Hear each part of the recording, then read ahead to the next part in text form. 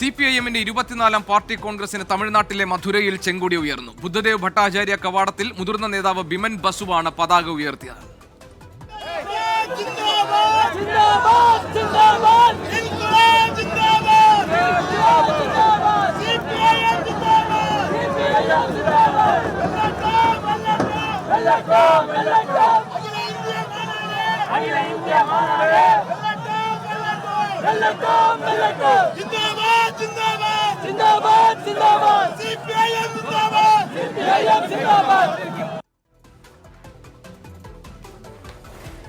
സീതാറാം യെച്ചൂരി നഗറിലെ കോടിയേരി ബാലകൃഷ്ണൻ സ്മാരക ഹാളിൽ പ്രതിനിധി സമ്മേളനം അല്പസമയത്തിനകം polit bureau coordinator Prakash Karat ഉദ്ഘാടനം ചെയ്യും.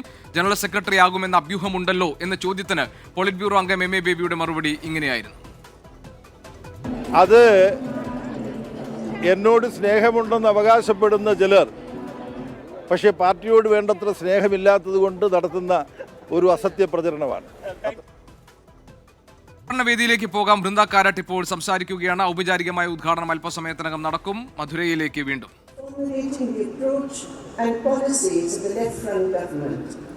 He made a significant contribution to the development of cultural institutions and sustaining progressive cultural values.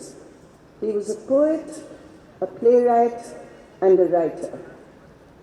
Comrade N. Shankaraya, the 24th Congress of the party, pays tribute to the memory of N. Shankaraya, veteran leader of the party and a dedicated Marxist.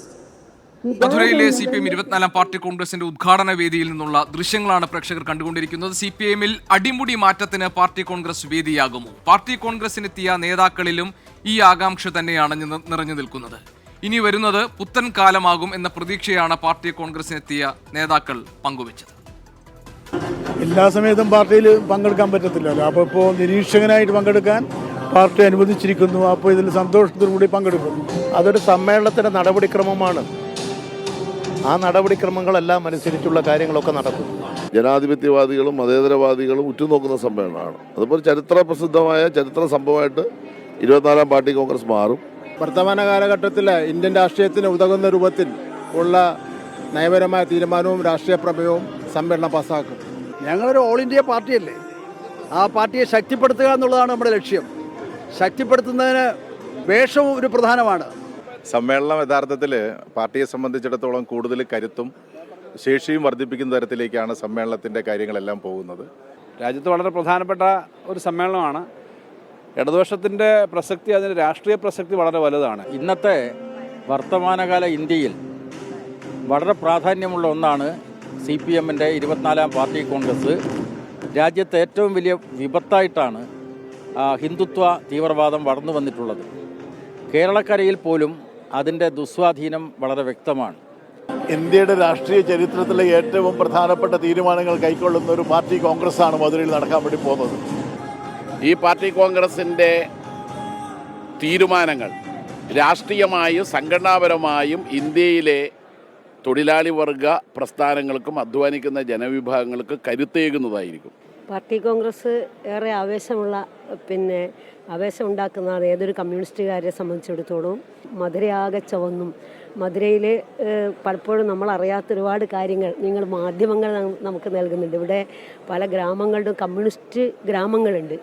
Party Congress തീർച്ചയായും യുവാക്കളെ സംബന്ധിച്ച് മാത്രമല്ല, ഇന്ത്യയിലെ എല്ലാ വിഭാഗം വരുന്ന ജനങ്ങളെ സംബന്ധിച്ചും തൊഴിലാളി വർഗത്തിൻ്റെ രാഷ്ട്രീയം ഉയർത്തിപ്പിടിക്കുന്ന എല്ലാവരുടെയും ആവേശമായി എന്നും പാർട്ടി കോൺഗ്രസ് എല്ലാവരുടെയും മനസ്സിലുണ്ട്.